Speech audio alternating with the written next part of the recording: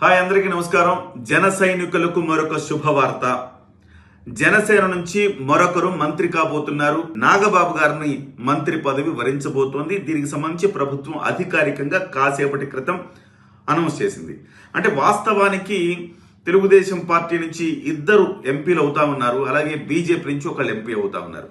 మొదట్లో నాగబాబు గారు అనకాపల్లిలో పోటీ చేద్దాం అనుకున్నారు. అయితే ఈ పొత్తు సమీకరణాల్లో భాగంగా అనకాపల్లి సీటును బీజేపీకి కేటాయించిన విషయం మనందరికీ తెలిసిందే. అయితే ఇప్పుడు తాజాగా 3 రాజ్యసభ సభ్యత్వాలు క్యాన్సిల్ అంటే ఖాళీ అయ్యాయి.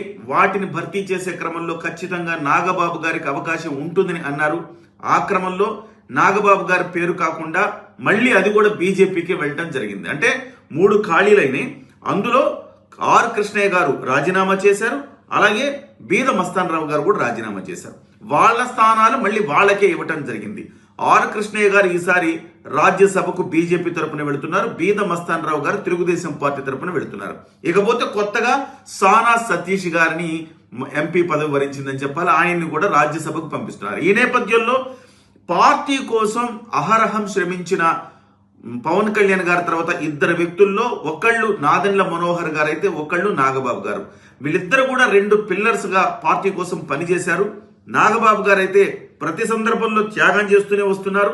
పార్టీ ఇంట్రెస్ట్ దృష్ట్యా, పార్టీకి ముఖ్యంగా కూటమి అవసరాల దృష్ట్యా ఆయన త్యాగం చేస్తూ వస్తున్నారు. ఈ నేపథ్యంలో నాగబాబు గారికి మంత్రి పదవి ఇవ్వాలని తీర్మానం జరిగింది. మొన్న పవన్ కళ్యాణ్ గారు చంద్రబాబు నాయుడు గారిని కలిసినప్పుడు నాగబాబు గారి అంశం చర్చకు వచ్చిందని చెప్తున్నారు.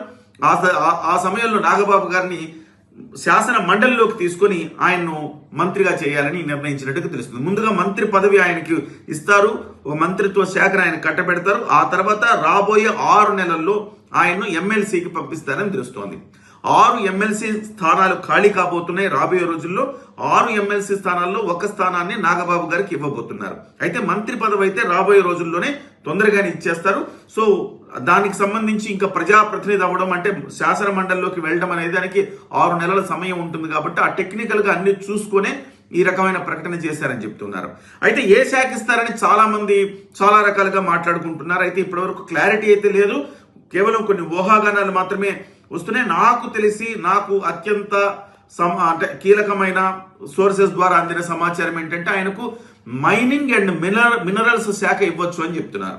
ఎందుకంటే మైనింగ్ అండ్ మినరల్స్ శాఖలో చాలా అవకతవకలు గతంలో జరిగాయి.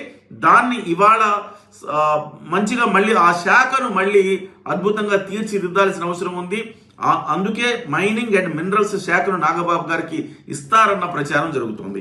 ఇదే అంశానికి సంబంధించి ఒకసారి నాగబాబు గారికి అత్యంత ప్రియమిత్రులు, ఆయన క్లాస్మేట్ అజయ్ కుమార్ గారు, వేములపాటి అజయ్ కుమార్ గారిని సంప్రదించే ప్రయత్నం చేద్దాం. వాస్తవానికి దీనికి సంబంధించి ఇప్పుడే వార్త వచ్చింది. గత 2-3 గంటలుగా ఊహాగానాలు వస్తున్నాయి. తెలుగుదేశం పార్టీ తన అఫీషియల్ ఖాతాలో కూడా ప్రకటించింది.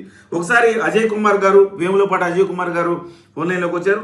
సార్ నమస్తే సార్, కంగ్రాచులేషన్స్ సార్, మరొక మంత్రి పదవి రాబోతోంది సార్ అనే వార్తలు వస్తున్నాయి సార్. మీరు ధృవీకరణ చేస్తారా సార్? ఎట్లా మీ అభిప్రాయం ఏంటి సార్ దీని మీద?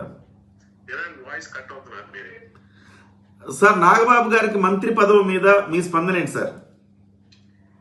చాలా ఆనందంగా ఉంది.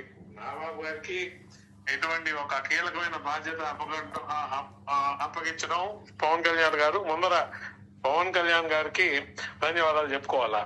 తర్వాత ఇటువంటి పోస్టు నాగబాబు గారికి రావడం అంటే మామూలుగా ఆనందంగా లేదు.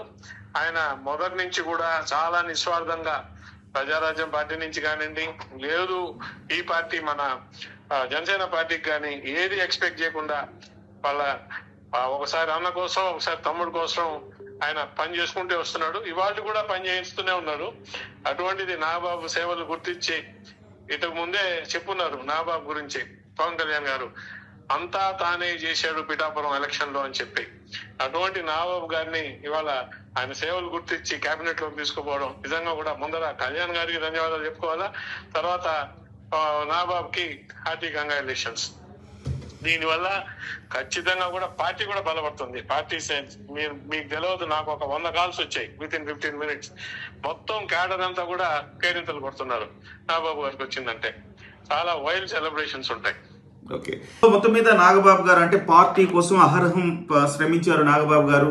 ముఖ్యంగా పార్టీ కార్యక్రమాల్లో పవన్ కళ్యాణ్ గారి తర్వాత నాదెండ్ల మనోహర్ గారు ఒక్కళ్ళే అయిన సందర్భంలో ఇటు నాగబాబు గారు కూడా పార్టీ బాధ్యతలు తీసుకొని ఎక్కడైతే కొంతమంది అసంతృప్తులు ఉన్నారో వాళ్ళ అసంతృప్తులందరికీ కూడా నాగబాబు గారు ఒక సాంత్వన చేకూర్చారు. సీట్ల కేటాయింపు సందర్భంలో కొంత అసంతృప్తి వచ్చినప్పుడు కూడా వాటన్నింటిని కూడా వాళ్ళందరికీ కూడా సాంత్వన కలిగేలా చేసిన వ్యక్తి నాగబాబు గారే. సో ఈ నేపథ్యంలో నాగబాబు గారికి ఒక కీలక మంత్రిత్వ శాఖను అప్పగించాలని ప్రభుత్వం భావిస్తోంది. ఏదేమైనప్పటికీ ఇక్కడ పవన్ కళ్యాణ్ గారితో పాటుగా నాదెండ్ల మనోహర్ అలాగే నాగబాబు గారు రెండు కళ్ళులాగా పార్టీకి పనిచేసిన దరిమిల వాళ్ళ నాగబాబు ఇప్పటికే నాదెండ్ల మనోహర్ గారికి మంత్రి పదవి వచ్చింది. అలాగే నాగబాబు గారిని కూడా తీసుకోవటం ఒక శుభ పరిణామం అని మనం చెప్పొచ్చు.